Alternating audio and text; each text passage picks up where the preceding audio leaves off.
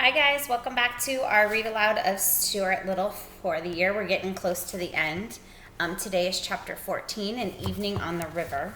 So you remember yesterday Stuart was introduced kind of to Harriet through the storekeeper, and he had written her a note to meet him by the river to go on the canoe. So let's see what happens today. An Evening on the River. When Stuart arrived at his campsite by the river, he was tired and hot. He put the canoe in the water and was sorry to see that it leaked badly. The birch bark at the stern was held together by a lacing, and the water came in through the seam. In a very few seconds, the canoe was half full of water. "Oh, darn it," said Stuart, "I've been swindled." He had paid 76 cents for a genuine Indian birch bark canoe, only to find that it leaked. "Darn, darn, darn," he muttered. Then he bailed out his canoe and hauled it up on the beach for repairs. He knew he couldn't take Harriet out in a leaky boat. She would not like that. Tired though he was, he climbed a spruce tree and found some spruce gum. With this, he plugged the seam and stopped the leak. Even so, the canoe turned out to be a cranky little craft. If Stuart had not had plenty of experience on the water, he would have gotten into some serious trouble with it. It was a tippy boat, even for a souvenir. Stuart carried stones from the beach down to the water's edge and ballasted the canoe with the stones until it floated evenly and steadily. He made a backrest so that Harriet would be able to lean back and trail her fingers in the water if she wished. He also made a pillow by tying one of his clean handkerchiefs around some mosses. Then he went for a paddle to practice his stroke. He was angry that he didn't have anything better than a paper spoon for a paddle, but he decided that there was nothing he could do about it. He wondered whether Harriet would notice that his paddle was really just an ice cream spoon. Here he is, fixing up his canoe. All that afternoon, Stuart worked on the canoe, adjusting ballast, filling seams, and getting everything ship-shape for the morrow. He could think of nothing else but his date with Harriet. At supper time, he took his axe, felled a dandelion, opened a can of deviled ham, and had a light supper of ham and dandelion milk. After supper, he propped himself up against a fern, bit off some spruce gum for a chew, and lay there on the bank, dreaming and chewing gum. There he is with his dandelion and his ham. In his imagination, he went over every detail of tomorrow's trip with Harriet. With his eyes shut, he seemed to see the whole occasion plainly. How she would look when she came down the path to the water, how calm and peaceful the river was going to be in the twilight, how graceful the canoe would seem drawn up on the shore.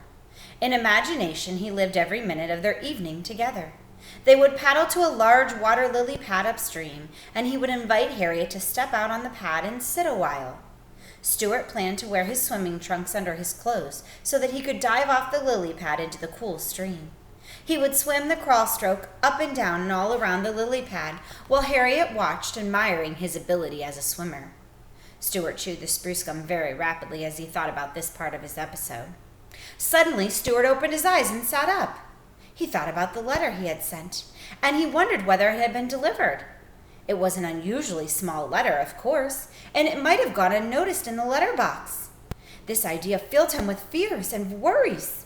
But soon he let his thoughts return to the river, and he lay there as a whippoorwill began to sing on the opposite shore. Darkness spread over the land, and Stuart dropped off to sleep. The next day dawned cloudy. Stuart had to go up to the village to have the oil changed in his car, so he hid the canoe under some leaves, tied it firmly to a stone, and went off on his errand, still thinking about Harriet and wishing it were a nicer day. The sky looked rainy. Stuart returned from the village with a headache, but he hoped that it would be better before 5 o'clock. He felt nervous that he had never taken a girl canoeing before. He spent the afternoon lying around camp, trying on different shirts to see what looked best on him, and combing his whiskers. He would no sooner get a clean shirt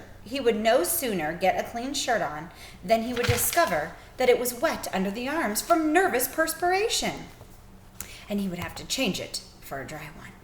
He put on a clean shirt at 2 o'clock, another at 3 o'clock, and another at 4:15. This took up most of the afternoon.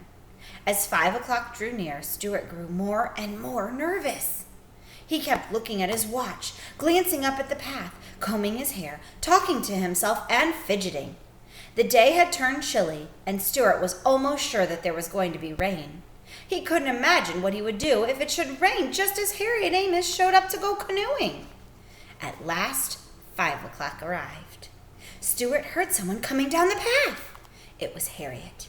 She had accepted his invitation. Stuart threw himself down against a stump and tried to strike an easy attitude as though he were accustomed to taking girls out. He waited until Harriet was within a few feet of him, then got up. "Hello there," he said, trying to keep his voice from trembling. "Are you Mr. Little?" asked Harriet. "Yes," said Stuart. "It's nice of you to come." All right, here she comes. So here she is. And there's Stuart trying to act all casual. "Well, it was very good of you to ask me," replied Harriet. She was wearing a white sweater, a tweed skirt, short white wool socks, and sneakers. Her hair was tied with a bright-colored handkerchief, and Stuart noticed that she carried a box of peppermints in her hand. "Not at all glad to do it," said Stuart. "I only wish we had better weather. Looks rather sticky, don't you think?" Stuart was trying to make his voice sound as though he had an English accent. Harriet looked at the sky and nodded. "Oh, well," she said, "if it rains, it rains." "Sure," repeated Stuart. "If it rains, it rains. My canoe is a short distance up the shore. May I help you over the rough places in the path?" Stuart was a courteous mouse by nature, but Harriet said she didn't need any help. She was an active girl and not at all inclined to stumble or fall. Stuart led the way to where he had hidden the canoe, and Harriet followed. But when they reached the spot, Stuart was horrified to discover the canoe was not there. It had disappeared. Stuart's heart sank. He felt like crying. "The canoe is gone," he groaned. Then he began racing wildly up and down the bank, looking everywhere. Harriet joined in the search, and after a while they found the canoe. But it was a mess. Someone had been playing with it. A long piece of heavy string was tied to one end. The ballast rocks were gone. The pillow was gone. The backrest was gone. The spruce gum had come out of the seam. Mud was all over everything, and one of the paddles was all bent and twisted. It was just a mess. It looked just the way a birch-bark canoe looks after some big boys are finished playing with it.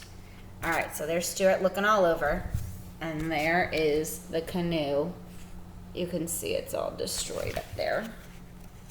Stuart was heartbroken. He didn't know what to do. He sat down on a twig and buried his head in his hands. "Oh, gee," he kept saying. "Oh, gee whiz." Poor Stuart. "Well, what's the trouble?" asked Harriet.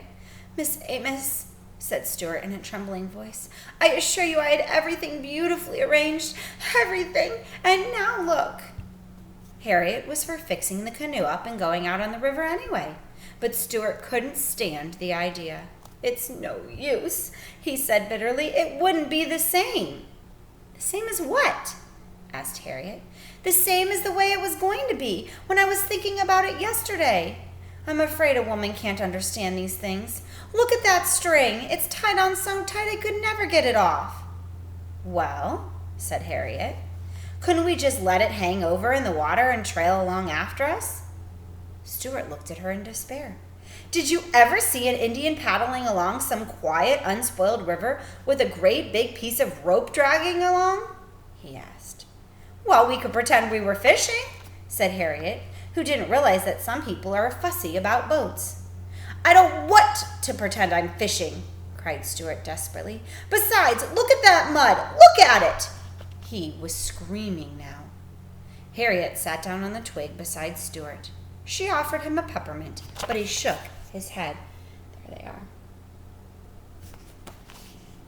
"Well," she said, "it's starting to rain, and I guess I'd better be running along if you're not going to take me paddling in your canoe.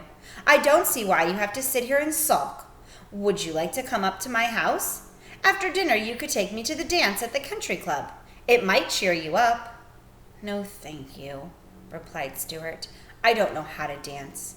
Besides, I plan to make an early start in the morning. I'll probably be on the road at daybreak."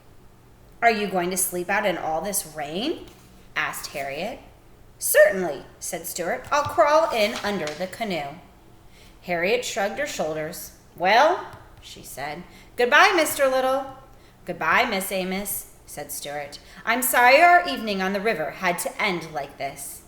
"So am I," said Harriet, and she walked away along the wet path toward Tracy's Lane, leaving Stuart alone with his broken dreams and his damaged canoe. That doesn't sound like Stuart's a very nice person. I would have moved on in life. All right, tomorrow's chapter 15, heading north. We'll see what we find out about. Almost done.